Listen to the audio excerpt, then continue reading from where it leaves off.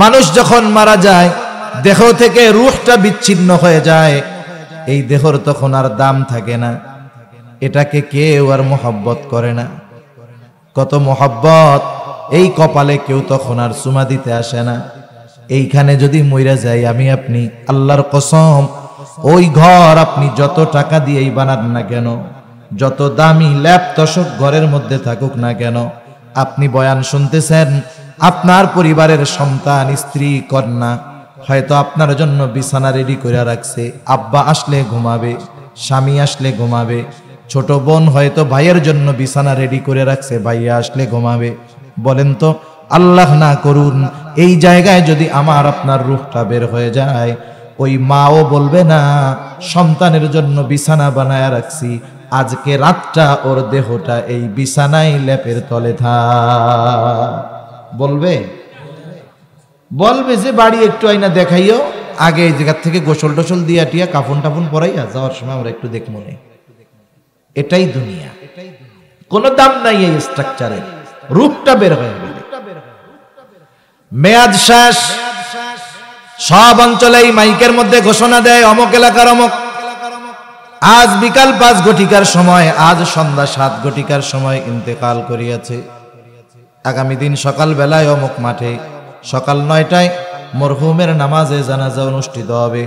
অতএব সকল ধর্মপ্রাণ মুসলমানদেরকে উক্ত মরহুমের জানাজায় শরীক হওয়ার জন্য অনুরোধ করা গেল। এই ঘোষণা আপনাদের এলাকায় দেয় কি দেয় না? এই ঘোষণা দেওয়ার সময় একটা আরবি শব্দ ব্যবহার করে, শব্দটা হলো ইন্তেকাল।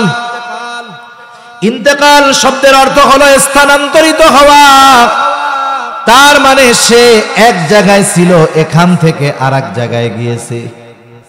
দেহ পচনশীল কিন্তু রূহ পচে না, দেহ ধ্বংস হয়ে যায় কিন্তু রূহ ধ্বংস হয় না। কারণ রূহটা হলো আল্লাহ তাআলার নির্দেশ, এটাকে কেউ মারতে পারবে না। মূলত মালাকুল মউত এই দেহ থেকে রূহটাকে বিচ্ছিন্ন করে ফেলে। মালাকুল মউত রূহ থেকে দেহটাকে আলাদা করে ফেলে। রূহ যেহেতু আসল, এতকাল রূহ আমার দেহের সাথে আলমে দুনিয়ায় ছিল, এইবার স্থানান্তরিত হয়ে চলে গেল কবর জগৎ। হাদিসের ভাষায় আলমে বরজখ, কবর জগৎ, আলমে বরজখ। এখানেও আমাদের থাকতে হবে দীর্ঘকাল, তবে অনন্তকাল নয়। আলমে বরজখ তাদের জন্যই সুন্দর যারা দুনিয়ার জগতে ভালো কাজ করেছে, নেক আমল করেছে, গুনাহ থেকে বেঁচে থেকেছে। ওয়াল্লাহ সময়ের কসম, কোন কোন মুফাসসির বলেন আসরের কসম। আল্লাহ রাব্বুল আলামিন আরেক জায়গায় বলেন ওয়াদ-দুহা, প্রভাতের কসম, সকালের কসম। আরেক জায়গায় আল্লাহ তাআলা বলেন ওয়াল-লাইলি ইযা সাজা, রাতের কসম যখন তা অন্ধকারাচ্ছন্ন হয়ে যায়। আল্লাহ তাআলা বলেন আবার আরেক জায়গায় বলেন ওয়াল-লাইলি ইযা ইয়াগশা, রাতের কসম যখন সূর্য চলে যায়, অন্ধকারাচ্ছন্ন হয়ে যায়। দিনের কসম আল্লাহ তাআলা করেছেন ওয়ান-নাহারি ইযা তাজাল্লা, দিনের শপথ যখন তা আলোকিত হয়ে যায়। আল্লাহ তাআলা আবার ফজরের কসম করেছেন ওয়াল ফাজর, আল্লাহ তাআলা বলেন ফজরের কসম। আবার বিশেষ 10টা রাত্রের কসম আল্লাহ তাআলা করেন। আল্লাহ তাআলা বলেন ওয়াল-লাইলি ইযা ইয়াগশা। তাহলে বিভিন্ন সময় উল্লেখ করে ওই সমস্ত সময়ের কসম করেছেন কে? আমরা যে আল্লাহর কসম করি, আল্লাহর শপথ করি, আমাদের কথাগুলোকে মানুষের কাছে গ্রহণযোগ্য, বিশ্বস্ত করে তোলার জন্য যেই রবের কসম করি, সেই রব কসম করতেছেন সময়ের। এতটুকুর দ্বারা একজন আকলমান লোক, বুদ্ধিমান লোকের বুঝতে বাকি নাই যে আল্লাহ তাআলার কাছে সময়ের তাৎপর্য, সময়ের মূল্য কত। সাথে সাথে এই সময় যে কত দামি এক নেয়ামত, আশা করি এটা বুঝতে আপনাদের কষ্ট হবে না। এই গোটা হায়াতটাই হলো সময়। সময়ের সমষ্টি হলো এই হায়াত, এই জীবন। আল্লাহ তাআলা আমাকে আপনাকে নির্ধারিত সময়ে নির্ধারিত হায়াত দিয়ে দুনিয়ায় পাঠিয়ে দিয়েছেন। সাধারণত মানুষের হায়াতটা 5টা ভাগে বিভক্ত হয়। কয় ভাগে? 5 ভাগে। 1 নাম্বার, আমাদের কিছু কাল অতিবাহিত হয়েছে, যেটা ছিল আলমে আরওয়াহ, রূহের জগতে। রূহের জগতে অবস্থানের আগে আমাদের কোনো অস্তিত্বই ছিল না, না এই দেহের ছিল না রূহের ছিল। আদম আলাইহিস সালাতু ওয়াস সালামকে আল্লাহ তাআলা সৃষ্টি করবার পর আদম আলাইহিস সালামের পৃষ্ঠদেশ তথা পিঠ থেকে আল্লাহ তাআলা কিয়ামত পর্যন্ত যত মানুষ আসবে, যত মানুষ এসেছে, যত মানুষ আছে, আল্লাহ তাআলা একত্রে একসাথে আদম আলাইহিস সালাতু ওয়াস সালামের পৃষ্ঠদেশ থেকে বের করেছে। একসাথে সব রূহ আল্লাহ তাআলা বাইর করেছে। আমরা সকলে রূহের জগতে ছিলাম। রূহের জগতে কত বছর ছিলাম, কত কাল ছিলাম, আমাদের কারো কিন্তু ওই হিসাব জানা নাই। দেখা যাবে লক্ষ লক্ষ লক্ষ বছর পার হয়ে গেছে রূহের জগতে। এখন প্রশ্ন হতে পারে, রূহ কি জিনিস? রূহটাই হলো আমাদের মূল। এই যে স্ট্রাকচার, এই দেহ, এটার কোনো দাম নাই যদি এই দেহ থেকে রূহটা বের হয়ে যায়। এই জন্য দেহ থেকে যখন রূহ বিচ্ছিন্ন হয়ে যায়, মানুষ তখন মারা যায়, তখন ওই মানুষটাকে আমরা বলি লাশ। তখন তার নাম বলি না, উল্লেখ করি অমুকের লাশ অথবা শুধু লাশ। অর্থ হলো লা শাইউন ফি, যার মধ্যে কিছুই নাই। আসলে কি নাই? হাতও আছে, চোখও আছে, কানও আছে, পাও আছে, সব আছে। কি নাই? যেইটা নাই সেটাই হলো রূহ, আর সেটাই হলো একটা মানুষের মূল জিনিস। রূহ কি জিনিস? কিছু বিষয় আছে যে মানুষ ওই বিষয়টা অনুধাবন করার, চিন্তা করার, বুঝবার যোগ্যতা, জ্ঞান আল্লাহ তাআলা মানুষকে দেয় না। আল্লাহর প্রতি যদি অগাধ বিশ্বাস থাকে, আল্লাহ তাআলার কথাটাকেই বান্দা বিশ্বাস করে নেয়, বুঝুক আর না বুঝুক। যখন রাসূলুল্লাহ সাল্লাল্লাহু আলাইহি ওয়াসাল্লাম মক্কায় কাফেরদের দাওয়াত দিচ্ছেন, নবীজি তো আর কাফেরদের মাঝে অপরিচিত ছিলেন না। 40 বছরের উপরে নবীজি কাফেরদের সাথে বসবাস করছে। মক্কার মানুষ ওনারে ভালো মতো চিনে। মক্কার মানুষই ওনাকে আল আমিন উপাধি দিয়েছে, মক্কার মানুষই ওনাকে আস-সাদিক উপাধি দিয়েছে। রাসূলুল্লাহ সাল্লাল্লাহু আলাইহি ওয়াসাল্লাম যখন দ্বীনের দাওয়াত দেওয়া শুরু করেছে, কাফেররা নেতৃত্ব হারা হয়ে যাবে এই ভয়ে নবীজিকে মানে না। আবার চিন্তা করে, মুহাম্মদ তো সাধারণ মানুষ নয়, গোটা হায়াতেও একটা মিথ্যা কথা বলে নাই, মুহাম্মদ জীবনেও একটা মিথ্যা কথা বলে নাই। ওদের মধ্যে 2টা চিন্তা হইতো, আসলেও কি মুহাম্মদ নবী নাকি? কারণ কুরাইশ বংশের মধ্যে কোনো নবী আসে নাই। ইসমাইল আলাইহিস সালামের থেকে এই বংশের শুরু। মুহাম্মাদুর রাসূলুল্লাহ ইসমাইল আলাইহিস সালামের বংশের একমাত্র নবী এবং শেষ নবী। এর মধ্যে যেহেতু কুরাইশ বংশে কোনো নবী নাই, এই জন্য নবী কেমন হতে পারে এই ব্যাপারে তাদের ধারণা কম। ওরা চিন্তা করতেছে, আসলেই কি মুহাম্মদ নবী নাকি, কেমনে বুঝবো? এই চিন্তা করে তারা চিন্তা করলো, ইয়াসরিব তথা মদিনায় আমাদের 2 জন প্রতিনিধি পাঠায় দেই। যেহেতু ওইখানে আহলে কিতাব আছে, ইহুদিরা আছে, যারা আসমানি কিতাবের ধারক বাহক, ধারাবাহিকতার ক্রমান্বয়ে তাদের কাছে নবী আসছে। কেউ যদি নবী দাবি করে, হঠাৎ কইরাই নবী হইতে পারবে না। কে নবী হতে পারে, কি যোগ্যতা প্রয়োজন, সেটা ওদের জানা থাকবে। এই জন্য 2 জন ব্যক্তিকে কুরাইশরা নির্বাচন করলো। একজন হলো নযর ইবনে হারিস, আরেকজন হলো উকবা ইবনে মুঈত। এই 2 জনকে বলল, তোমরা চলে যাও মদিনায়, গিয়া ইহুদি আলেমদের কাছে জিজ্ঞাসা করবা, মুহাম্মাদের ব্যাপারে গিয়ে বলবা। এই 2 জন গিয়ে আমার আপনার নবীর ব্যাপারে তাদের কাছে সবকিছু খুলে বলল। তাওরাতের আলেম, ওরাও দিনক্ষণ গুনতেছে যে আখেরি জামানার পয়গম্বরের আসার তো সময় হয়ে গেছে। যখন তারা গিয়ে এই কথাগুলো বলছে, ওরা বুঝতে পারছে ইনি নবী হবেন, তবে এরা কেমনে বুঝবে উনি নবী? এই জন্য 3টা প্রশ্ন তারা শিখায় দিয়েছে। ওই ইহুদি আলেম বলছে, শোনো, যেই লোকটা নবী দাবি করে তাকে 3টা প্রশ্ন করবা। 1 নাম্বার, অতীতকালে একদল যুবক ঘর থেকে বাহির হয়ে গিয়েছিল দিন পালনের উদ্দেশ্যে, এদের ব্যাপারে জিজ্ঞাসা করবা। আসহাবে কাহাফের ব্যাপারে জিজ্ঞাসা করবা। 2 নাম্বার, বাদশাহ যুলকারনাইন, ওই বাদশার ব্যাপারে জিজ্ঞাসা করবা, যে গোটা পৃথিবী পরিভ্রমণ করেছে তার ব্যাপারে জিজ্ঞাসা করবা।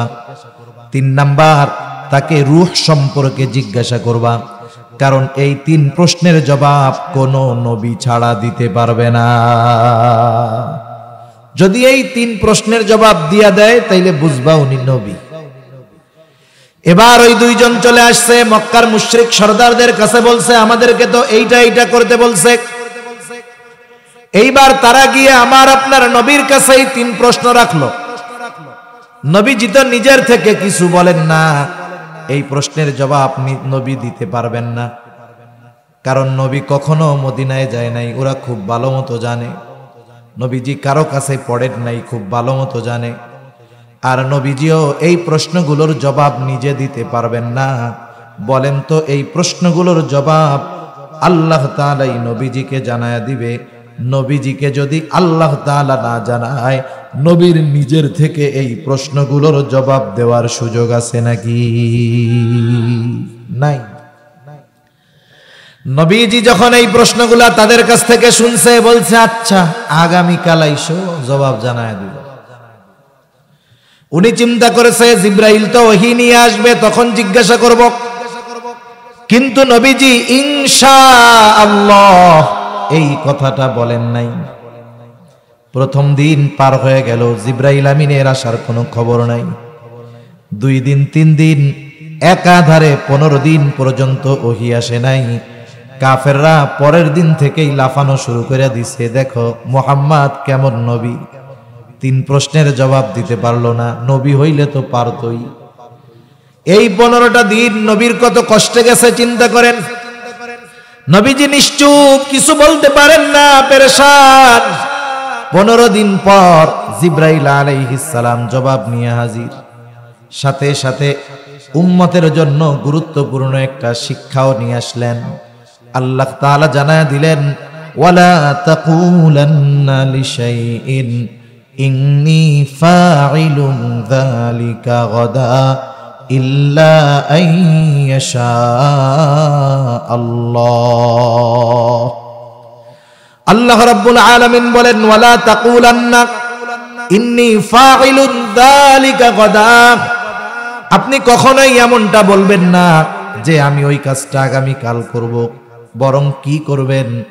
বলবেন ইল্লা গাদা ইল্লা আইয়াশা আল্লাহ, বলবেন আল্লাহ যদি চায় আমি এইটা আগামী কাল করব। তার মানে ইনশাআল্লাহ শব্দটা ব্যবহার করার কথা স্বয়ং আল্লাহ রাব্বুল আলামিন নবীজিকে শিক্ষা দেওয়ার মাধ্যমে মূলত আমাদেরকে শিক্ষা দিয়েছে।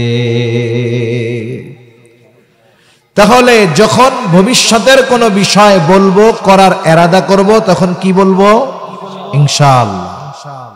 আর এখনকার ইনশাআল্লাহ আর অরিজিনাল ইনশাআল্লাহর মধ্যে তফাৎ আছে। এখন হলো মানুষ না করার, না যাওয়ার জন্য বলে ইনশাআল্লাহ। এজন্য কেউ যদি কাউরে বলে ভাই এই কাজটা কইরা দিয়েন, উনি যদি বলে ইনশাআল্লাহ, তাইলে ও মনে করে তাইলে আর হইছে। তারপরে কি বলে, ভাই ইনশাআল্লাহ কইেন না, আপনি সত্য সত্যই কইরা দিয়েন। তার মানে দেখেন, আমরা ইনশাআল্লাহ বললে মানুষ এখন আর বিশ্বাস করে না, কারণ ইনশাআল্লাহরে আমরা ঢাল বানায় ফেলছি, না করার ঢাল, না বলার ঢাল। খবরদার, এই 2 নাম্বারে ইনশাআল্লাহ আমরা বলবো না। ইনশাআল্লাহ আল্লাহর উপরে ভরসা রেখে বলবো, নিজের চেষ্টা প্রচেষ্টা অব্যাহত রাখবো। এরপরে যদি ওইটা না হয় তাহলে বুঝবো যে আমি চেষ্টা করেছি কিন্তু আল্লাহ তাআলা এটা চান নাই। সাথে সাথে ওই 3 প্রশ্নের জবাবও চলে আসলো। 3 প্রশ্নের মধ্যে একটা প্রশ্ন হলো ওয়ায়াসআলুনাকা আনির রূহ, তারা আপনার কাছে জানতে চায়, আপনাকে জিজ্ঞাসা করে রূহ কি জিনিস। আল্লাহ তাআলা বলেন, আপনি জবাব দিয়ে দেন, কুলির রূহু মিন আমরি রব্বি, রূহ হলো এটা আমার রবের নির্দেশ। রবের একটা অর্ডার, রবের ফরমান, রবের নির্দেশ হলো রূহ। এটা দেখা যায় না, ধরা যায় না। এখন যেটা দেখা যায় না, ধরা যায় না, এটা আবার কেমনে হয়? আল্লাহ রাব্বুল আলামিন এর পরপরই সেই জন্য জানায় দেন, দুনিয়ার মানুষ, তোমার আকল বড় কম, তোমার জ্ঞান বড় কম, তুমি সব জিনিস বুঝতে পারবা না, কিন্তু আল্লাহ বলছে বিশ্বাস কইরা নিবা। এটার নাম হলো ঈমান। ঠিক কিনা বলেন? এই জন্যই আল্লাহ তাআলা সাথে সাথেই বলেন, কুলির রূহু মিন আমরি রব্বি ওয়া মা উতীতুম মিনাল ইলমি ইল্লা কলিলা। আল্লাহ তাআলা এই জন্য এর পরপরই বলেন, আপনি বলে দেন, রূহ হলো আমার রবের একটা নির্দেশ, আর তোমাদেরকে অতি সামান্য জ্ঞান দেওয়া হয়েছে। অতি সামান্য, অতি সামান্যটা কতটুকু একটা উদাহরণ দিলে বুঝতে সহজ হবে। পবিত্র কোরআনুল কারীমে হযরত মূসা আলাইহিস সালাম আর খিজির আলাইহিস সালামের একটা সফরের ঘটনা আছে। সূরা কাহাফের মধ্যে শিক্ষা সফর। শিক্ষা সফর এখনকার জামানায় স্কুল কলেজ থেকেও শিক্ষা সফরে যায়, যায় কি যায় না? আপনি আপনার মেয়েকে, বোনকে, কতজন তার মেয়েকে, ছেলেকে, বোনকে 3 দিনের জন্য শিক্ষা সফরে পাঠায় দেয়। কি শিক্ষা আসে আল্লাহ ভালো জানে। দুনিয়ার কয়েকটা সফর ছাড়া কোনো সফরের মধ্যে সুশিক্ষা নাই। ওই কয়টা সফর বাদে সব সফরগুলো হলো কুশিক্ষায় ভরা। এই সব সফরগুলো সব কুশিক্ষায় ভরা। হিজরতের সফর শিক্ষা সফর, হজের সফর শিক্ষা সফর, উমরার সফর শিক্ষা সফর, মূসা খিজির আলাইহিস সালামের সফর শিক্ষা সফর। ওনাদের দুইজনের সফর শুরু হয়েছে নৌকায় পরিভ্রমণের মাধ্যমে। নৌকার মধ্যে দুইজনে উঠছে। এইবার দুইজনেরই একটা দৃশ্যর দিকে নজর গেল, চোখ গেল। দৃশ্যটা হলো, ওনারা দেখতেছেন ওই সমুদ্রের মধ্যে একটা পাখি উড়ন্ত অবস্থায় তার ঠোঁট লাগায়া সমুদ্র থেকে পানি পান করতেছে। এই দৃশ্য মূসা আলাইহিস সালামও দেখছে, খিজির আলাইহিস সালামও দেখছে। এইবার খিজির আলাইহিস সালাম মূসা আলাইহিস সালামকে বলতেছে, ও ভাই মূসা, ওই যে দেখছেন দৃশ্যটা? বলে হ্যাঁ। তবে শুনেন, আল্লাহ তাআলার জ্ঞান যদি এই সমুদ্র পরিমাণ হয়, তার জ্ঞানের তুলনায় গোটা সৃষ্টি জগতের জ্ঞান হলো ওই যে পাখির ঠোঁটে যেই পানিটুকু লেগে আছে। আল্লাহ তাআলার জ্ঞান যদি গোটা সমুদ্র পরিমাণ হয়, গোটা সৃষ্টির জ্ঞান হলো পাখির ঠোঁটে লেগে থাকা ওই 1 ফোঁটা পানির চাইতেও অনেক কম। আল্লাহর জ্ঞান যদি, আল্লাহর ইলম যদি গোটা সমুদ্রের পরিমাণ হয়, তাহলে পাখির ঠোঁটে লেগে থাকা 1 ফোঁটা পানি আল্লাহর জ্ঞানের তুলনায় ওই 1 ফোঁটা পানি গোটা সৃষ্টি জগতের সকল সৃষ্টির জ্ঞানকে যদি এক জায়গা করা হয়, ওই 1 ফোঁটা জ্ঞানের চাইতেও, পানির চাইতেও কম হবে। সুবহানাল্লাহ। এজন্য আল্লাহ তাআলা অনেক কিছু অস্পষ্টভাবে বলে আমাদের ঈমানের পরীক্ষা নেন, যে আমরা বিষয়টাকে সহজে মেনে নেই নাকি বুঝি না বিধায় এটাকে মানতে চাই না, এটা আল্লাহ দেখতে চায়। অন্যদিকে চলে যাচ্ছে কথা, ওই রূহের জগতে আমরা ছিলাম কত বছরের কোনো হিসাব নাই। এরপরে আসলাম আলমে বরজখ থেকে আলমে বুতুন, মাতৃগর্ভের মধ্যে আমরা আসলাম। মাতৃগর্ভের মধ্যে এই দেহ আর রূহ, এই দুইটার সংমিশ্রণ করা হলো। আল্লাহ রাব্বুল আলামিন মাতা পিতার মাধ্যমে দুনিয়ায় আমাদেরকে পাঠানোর ব্যবস্থা করলেন। 1 ফোঁটা পানি মাতৃগর্ভে দিলেন। সেটা ফোঁটা বললেও ভুল হবে, এত ক্ষুদ্র থেকে ক্ষুদ্রাতীত একটা অংশ মায়ের গর্ভে দিয়ে আল্লাহ রাব্বুল আলামিন 120 দিন প্রসেসের পরে একটা মাংসপিণ্ড হলো। এই দেহটার একটা স্ট্রাকচার হলো আল্লাহ তাআলা এইবার ফেরেশতাকে পাঠায়া দিলেন মাতৃগর্ভের মধ্যে। আল্লাহর নির্দেশে ওই মাংসপিণ্ডের মধ্যে ফেরেশতা রূহ ফুঁকে দিল। মানুষের হার্ট সর্বপ্রথম তৈরি হয়, এরপরে দেহের অন্যান্য অর্গানগুলো হয়। অনেক সময় দেখবেন অনেক বাচ্চা আছে যথা সময়ের পূর্বে দুনিয়ায় ভূমিষ্ঠ হয়ে যায়, দেখা যায় তার কান পরিপূর্ণ হয় নাই, চোখ দুইটা ফোটে নাই, হাত পাটা পরিপূর্ণ হয় নাই। বলেন তো এরকম হয় কি হয় না? কারণ তার দেহটা পূর্ণাঙ্গতা লাভ করতে পারে নাই। আগে আসে হার্ট, আল্লাহ তাআলা রূহ দিয়ে দেয় ফেরেশতা আল্লাহর নির্দেশে। এইবার মায়ের গর্ভে ওই সময় ওই রূহ আমার আপনার দেহের সাথে কতদিন থাকবে এটা মাতৃগর্ভে নির্ধারিত হয়ে যায়। মাতৃগর্ভের মধ্যে তারিখ লিমিট হয়ে যায় যে এই দেহের সাথে রূহ কতদিন অবস্থান করবে। এরপরে আলমে বুতুন থেকে আমরা আসি আলমে দুনিয়ায়। অথচ অনেকে দেখা যায় আলমে বুতুনের মধ্যেই তার সফর শেষ, মাতৃগর্ভ থেকে দুনিয়ায় আসার আগেই সে মারা যায়। অনেকে আলমে দুনিয়ায় আসে অল্প কিছু সময় থেকে মারা যায়, কেউ 1 মাস, কেউ 1 বছর, কেউ 2 বছর, 10 বছর, 15, 20, 40, 50, 60, 70, 80, 100 বছর বাঁচা লোকের সংখ্যা নাই বললেই চলে। ঠিক কিনা বলেন? 100 বছর বাঁচা লোকের সংখ্যা নাই বললেই চলে।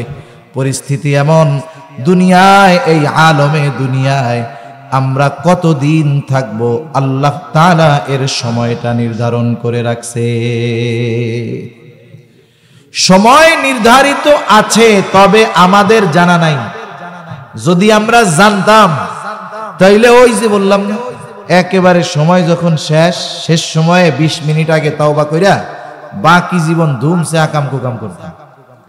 এই জন্য আল্লাহ তাআলা হায়াত নির্ধারিত, তবে আমাদের অজানা রাইখা দিছে।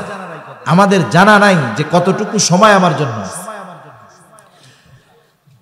যখন সময়টা ফুরায় যাবে আল্লাহ তাআলা বলেন فَإِذَا جَاءَ أَجَلُهُمْ لَا يَسْتَأْخِرُونَ سَاعَةً وَلَا يَسْتَقْدِمُونَ। আল্লাহ তাআলা জানায় দেন যথা সময়ে মালাকুল মউত হাজির হয়ে যাবে, 1 মুহূর্ত আগেও আসবে না, 1 মুহূর্ত বিলম্ব করবে না। এইবার আমার আপনার দেহ থেকে রূহটা আবার বিচ্ছিন্ন হয়ে যাবে। আমি আপনি অনন্তকালের পথের সফরের পথিক হয়ে যাব। মানুষ যখন মারা যায় দেহ থেকে রূহটা বিচ্ছিন্ন হয়ে যায়, এই দেহর তখন আর দাম থাকে না, এটাকে কেউ আর মোহাব্বত করে না। কত মোহাব্বত এই কপালে কেউ তখন আর চুমা দিতে আসে না। এইখানে যদি মইরা যাই আমি আপনি, আল্লাহর কসম ওই ঘর আপনি যত টাকা দিয়েই বানান না কেন, যত দামি ল্যাপ তশক ঘরের মধ্যে থাকুক না কেন, আপনি বয়ান শুনতেছেন, আপনার পরিবারের সন্তান, স্ত্রী, কন্যা হয়তো আপনার জন্য বিছানা রেডি করে রাখছে, আব্বা আসলে ঘুমাবে, স্বামী আসলে ঘুমাবে, ছোট বোন হয়তো ভাইয়ের জন্য বিছানা রেডি করে রাখছে, ভাইয়া আসলে ঘুমাবে। বলেন তো আল্লাহ না করুন এই জায়গায় যদি আমার আপনার রূহটা বের হয়ে যায়, ওই মাও বলবে না সন্তানের জন্য বিছানা বানায় রাখছি, আজকে রাতটা ওর দেহটা এই বিছানায় লেপের তলে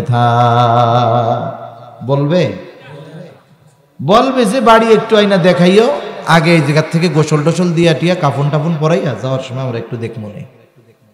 এটাই দুনিয়া, কোনো দাম নাই এই স্ট্রাকচারের। রূপটা বের হয়ে গেল, মেয়াদ শেষ।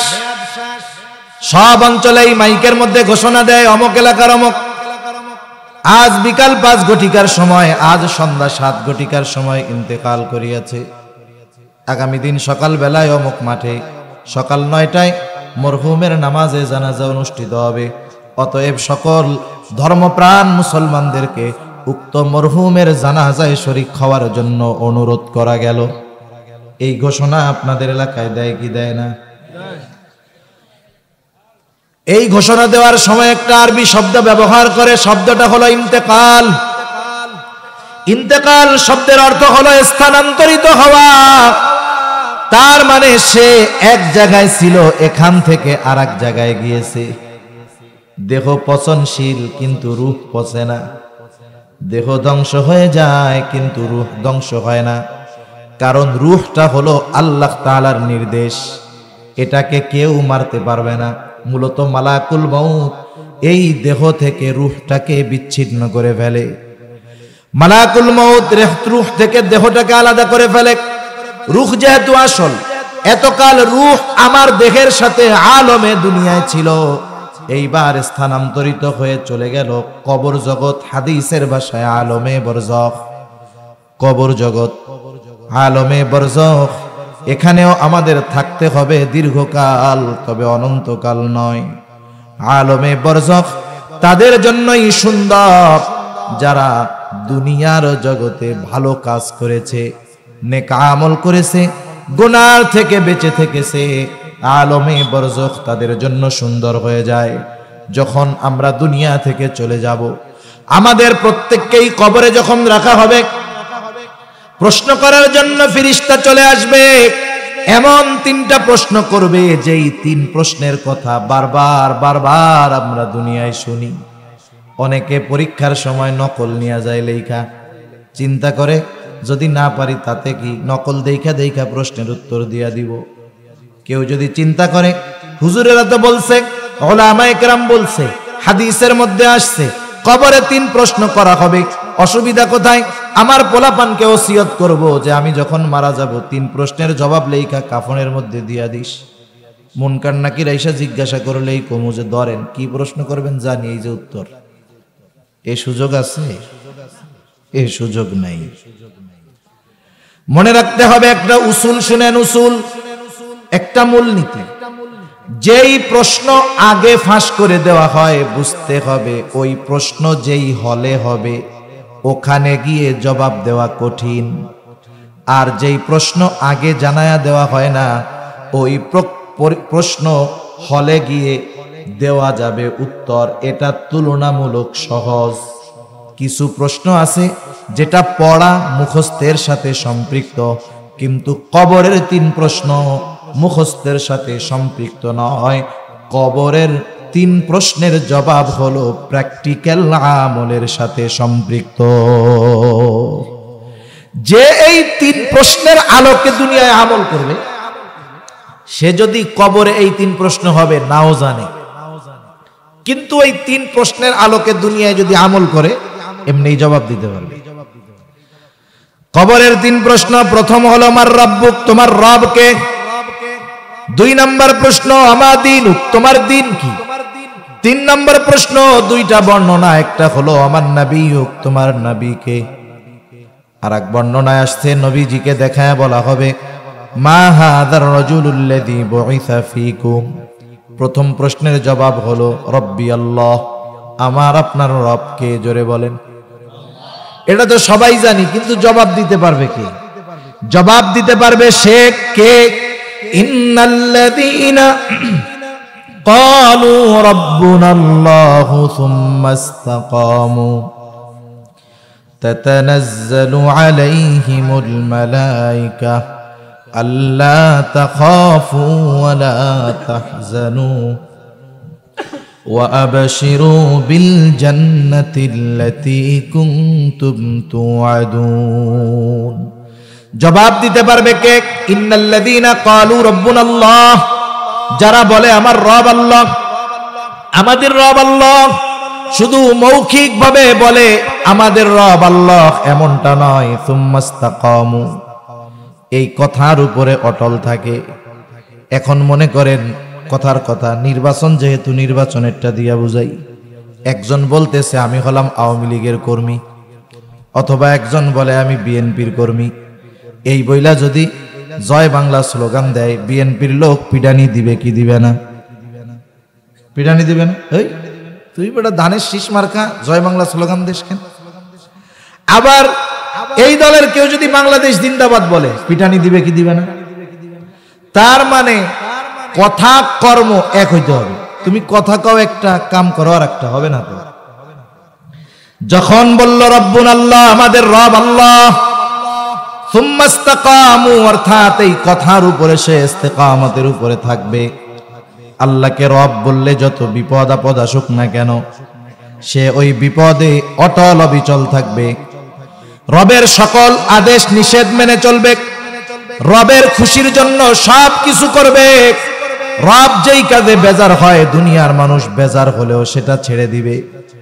এই অবস্থার উপরে যারা দুনিয়ার জীবন পরিচালিত করবে, কবরে যখন প্রশ্ন করা হবে তোমার রবকে, সে তো সারা জীবন রবের গোলামি করছে, তার জবাব দিতে কোনো কষ্ট হবে না, সাথে সাথে বলবে আমার রব হলো আল্লাহ। 2 নাম্বার, তোমার দিন কি?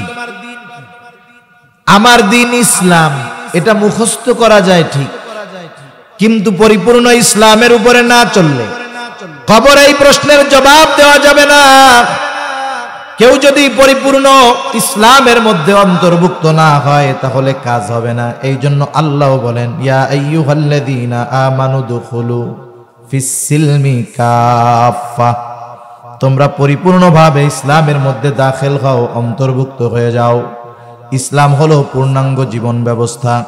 আল্লাহ তাআলা বলেন, আল ইয়াউমা আকমালতু লাকুম দীনাকুম। আরাফার দিন আল্লাহ তাআলা ওহী নাজিল করে জানায় দেন, আজকে আমি তোমাদের দিন তথা জীবন ব্যবস্থাকে পরিপূর্ণ করে দিলাম। ওয়ারাদিতু লাকুমুল ইসলামা দীনা, এবং ইসলামকে তোমাদের জন্য দিন হিসাবে মনোনীত করলাম। সেই জন্য ইসলাম হলো পূর্ণাঙ্গ এক জীবন ব্যবস্থা। ইসলামে রাজনীতি, অর্থনীতি, সমাজনীতি, পৌরনীতি, পরিবার নীতি সব আছে না নাই? কেমনে পরিবার চালাবো ইসলামে আছে, কেমনে প্রতিবেশীর সাথে আচরণ করব ইসলামে আছে, কেমনে ব্যবসা করব ইসলামে আছে, কেমনে মানুষের সাথে লেনদেন করব ইসলামে আছে, কেমনে রাজনীতি করবেন ইসলামে আছে, কেমনে রাষ্ট্র চালাবেন ইসলামে আছে, কেমনে সমাজ চালাবেন ইসলামে আছে, কেমনে নিজের জীবন চালাবো ইসলামে আছে, কি খাওয়া যাবে কি খাওয়া যাবে না ইসলামে আছে, কার সাথে কেমন আচরণ করতে হবে বলেন তো ইসলামে আছে না নাই? এমন একটা জিনিস দেখান যেটা কোরআন সুন্নাহর মধ্যে নাই। সারা দুনিয়া গুগল দিয়ে টুকাইয়াও পাওয়া যাবে না। ইসলাম পূর্ণাঙ্গ জীবন ব্যবস্থা। এই জন্য যেই ব্যক্তি পরিপূর্ণ ইসলাম অনুযায়ী চলবে ও কবরে জবাব দিবে আমার দিন হলো ইসলাম। সারা জীবন ইসলামের বিরোধিতা করে, হ্যাঁ, সেকুলারিজমকে নিজের আত্মা বানাইয়া, হ্যাঁ, কবরে গিয়ে জবাব দিবা আমার দিন ইসলাম। তোমার এই কথা শুনে শয়তানে হাইসা বেড়ায়, ঠিক কিনা বলে? চিন্তা করে বলে কি এটা কিভাবে সম্ভব? ইসলামের মধ্যে নাই, সারা জীবন ইসলামের বিরোধিতা করছে, কবরে গিয়ে জবাব দিবে যে আমার দিন হলো ইসলাম। এ কি দুনিয়া? পাওয়ার আছে, ক্ষমতা আছে, ভয় দেখাইলা যা করলা করে ফেললা, এটা তো আর তা না। 3 নাম্বার প্রশ্ন, আমার নবী, তোমার নবীকে, অথবা নবীকে দেখায় বলা হবে মা হাদার রাজুলুল্লাযী বুইসা ফীকুম, এই ব্যক্তিকে যাকে তোমাদের কাছে প্রেরণ করা হয়েছিল। যেই ব্যক্তি নবীর আদর্শের উপরে চলবে, নবীর সুন্নাতের ধারক বাহক হবে, নবীর মোহাব্বত অন্তরে রাইখা নবীর সুন্নাতকে মোহাব্বতের সাথে অনুসরণ করবে, ওই ব্যক্তি জবাব দিবে আমার নবী হলেন মুহাম্মাদুর রাসূলুল্লাহ। এই 3 আমল ছাড়া কবরের ওই 3 প্রশ্নের জবাব দেওয়া অসম্ভব। আল্লাহ তাআলা এই 3 প্রশ্নের জবাব দেওয়ার মতো আমল আমাদের করবার তৌফিক দান করেন, জোরে বলি আমিন। আলমে বরজখে এই 3 প্রশ্নের জবাব যারা দিতে পারবে, কারা পারবে? এই 3 প্রশ্নের জবাবের আলোকে যারা দুনিয়ায় আমল করছে তারা। আল্লাহ তাআলার পক্ষ থেকে ঘোষণা আসবে সাদাকা আবাদি, সাদাকা আবাদি, ফাফরিশুহু মিনাল জান্নাহ ওয়ালবিসুহু মিনাল জান্নাহ ওয়াফতাহু লাহু বাবান ইলাল জান্নাহ। আল্লাহর পক্ষ থেকে ঘোষণা আসবে আমার এই বান্দা সত্য বলেছে, সত্য বলেছে, জান্নাত থেকে জান্নাতি পোশাক এনে একে পরায়া দাও, জান্নাতের বিছানায় না কবরের মধ্যে বিছায়া দাও, জান্নাতের সাথে তার কবরের সাথে একটা দরজা খুইলা দাও। এইবার ওই ব্যক্তিকে বলা হবে তুমি ঘুমাও যেমন করে নতুন দুলা ঘুমায়। সে তার কবর হবে জান্নাতের একটা বাগান, ও মনে করবে এটাই মনে হয় জান্নাত। ফেরেশতারা তাকে বলবে না না এটা জান্নাত নয়, ও তো মনে করবে এর চাইতে নেয়ামত আর কিছু হইতে পারে না। ফেরেশতারা তাকে বলবে, শোনো, আল্লাহ তাআলা এর চাইতে কল্পনাতীত নিয়ামত তোমার জন্য রেখে দিয়েছে, যেটা কিয়ামতের পরে তোমাকে দেওয়া হবে। ও এবার আল্লাহর কাছে বলবে, আল্লাহ তাড়াতাড়ি কিয়ামত কায়েম করেন, আমি আমার আসল বাড়ি যাবো। আর যে জবাব দিতে পারবে না, তার ব্যাপারে আল্লাহর পক্ষ থেকে ঘোষণা আসবে, কাযাবা আবদি কাযাবা আবদি ফাফরিশুহু মিনান নার ওয়ালবিসুহু মিনান নার ওয়াফতাহু লাহু বাবান ইলান নার। আমার এই বান্দা মিথ্যা বলেছে, মিথ্যা বলেছে, তাকে জাহান্নাম থেকে আগুনের পোশাক এনে পরায় দাও, তার কবরের মধ্যে আগুনের বিছানা বিছায়া দাও, জাহান্নামের সাথে তার কবরের সাথে একটা দরজা খুলে দাও, কঠিন থেকে কঠিনতর আযাব তাকে দেওয়া হবে। কবরে সে এই পরিমাণ আযাবে থাকবে, কষ্টে থাকবে, ও মনে করবে এটাই মনে হয় জাহান্নাম। ওকে জানানো হবে, না না, এটা জাহান্নাম নয়, বরং এর চাইতে কল্পনাতীত যন্ত্রণাদায়ক শাস্তি আল্লাহ তোমার জন্য রাখছে, যেটা কিয়ামতের পরে দেওয়া হবে। ওই শাস্তির কথা শুনে সে চলমান শাস্তির কথাই ভুলে যাওয়ার উপক্রম হবে। সে আল্লাহর কাছে বারবার ফরিয়াদ করবে আর বলবে, আল্লাহ কিয়ামত যেন কখনো কায়েম না হয়। তাহলে আমাদের হায়াতের পাঁচটা অংশের প্রথম অংশ রূহের জগৎ, দ্বিতীয় অংশ মাতৃ গর্ভ মায়ের পেট, তৃতীয় অংশ দুনিয়া। এই দুনিয়া হলো রূহ আর দেহর সমন্বয়ের জায়গা। এরপরে আলমে বরজখ, কবর জগৎ বা লোকচক্ষুর অন্তরালের জগৎ। আলমে বরজখে আমাদের সকলকে থাকতে হবে দীর্ঘকাল, তবে অনন্তকাল নয়। মুফাসসিরিনে কেরাম বলেন, কমপক্ষে সর্বশেষ ব্যক্তি যে দুনিয়া থেকে সর্বশেষ ইন্তেকাল করবে, তাকেও কমপক্ষে 40,000 বছর থাকতে হবে। কত হাজার বছর? তাহলে আলমে বরজখে আমাদের থাকতে হবে দীর্ঘকাল। প্রথমবার সিংগায় ফুৎকারের মাধ্যমে এ দুনিয়া থেকে মানব জাতির অধ্যায় শেষ হবে। আল্লাহ তাআলা বলেন, ওয়ানুফিখা ফিস-সূরি ফাসাহিকা মান ফিস-সামাওয়াতি ওয়া মান ফিল আরদ ইল্লা মান শাআল্লাহ সুম্মা নুফিখা ফীহি উখরা ফাইযা হুম কিয়ামুন ইয়ানযুরুন। আল্লাহ রাব্বুল আলামিন বলেন, প্রথমবার সিংগায় ফুৎকার দেওয়ার পর আসমান জমিনের মাঝে যত প্রাণী আছে, যত প্রাণ আছে, আল্লাহ তাআলা যা চান, যেগুলো চান সেগুলো ছাড়া সকল প্রাণী ওই আওয়াজে অজ্ঞান হয়ে যাবে। মুফাসসিরিনে কেরাম বলেন, প্রথমে অজ্ঞান হবে, এরপরে তাদের মৃত্যু ঘটবে। সর্বশেষ ব্যক্তিটাও দুনিয়া থেকে মারা যাবে। এরপরে পুনরায় আরেকটা সিংগায় ফুৎকার দেওয়া হবে, যেই ফুৎকারের মাধ্যমে মানুষগুলো আবার পুনরুজ্জীবিত হবে। এই দুই সিংগায় ফুৎকারের ব্যবধান হলো কমপক্ষে 40,000 বছর। তার মানে সর্বশেষ ব্যক্তিটাও আলমে বরজখে কমপক্ষে 40,000 বছর থাকবে। আল্লাহ তাআলা বলেন, সুম্মা নুফিখা ফীহি উখরা ফাইযা হুম কিয়ামুন ইয়ানযুরুন। অতঃপর যখন দ্বিতীয়বার সিংগায় ফুৎকার দেওয়া হবে, প্রত্যেকে তার অবস্থান স্থল থেকে উঠে দাঁড়িয়ে যাবে, জাগ্রত হয়ে যাবে। আলহামদুলিল্লাহ, হুজুর চলে আসছে, আলহামদুলিল্লাহ বলেন, তাকবীর দেন, নারায়ে তাকবীর। আশেপাশে যারা দাঁড়ায় আছেন বসে পড়েন সবাই, নারায়ে তাকবীর। মাশাআল্লাহ। আমি একেবারে অল্প সময়ের মধ্যে কথা শেষ করে দিচ্ছি। এখন দেখেন, এইবার সব মানুষ হাসরের ময়দানে পুনরুত্থিত হবে। আল্লাহ তাআলা মানুষকে একত্রিত করবেন কেন? আল্লাহ তাআলা কেন মৃত্যু দিলেন, কেন হায়াত দিলেন, কেন আমাদেরকে মৃত্যু দিয়ে পরকালে পাঠাইলেন? এর অনেকগুলো কারণ আছে। এর মধ্যে অন্যতম এক কারণ, আল্লাহ তাআলা বলেন, ওয়া ইন্নামা তুওয়াফাউনা উজুরাকুম ইয়াওমাল কিয়ামা। কিয়ামতের দিন মানুষকে তার কর্মের পূর্ণ প্রতিদান দেওয়া হবে। কোন কর্মের? কিয়ামতের দিন মানুষকে তার দুনিয়ার কর্মের পূর্ণ প্রতিদান দেওয়া হবে। কোন মানুষ দুনিয়ায় তার ভালো কাজ অথবা খারাপ কাজ কোনটারই পূর্ণ প্রতিদান পায় না। পূর্ণ প্রতিদান পাবে কোন দিন বলেন তো? কিয়ামতের দিন।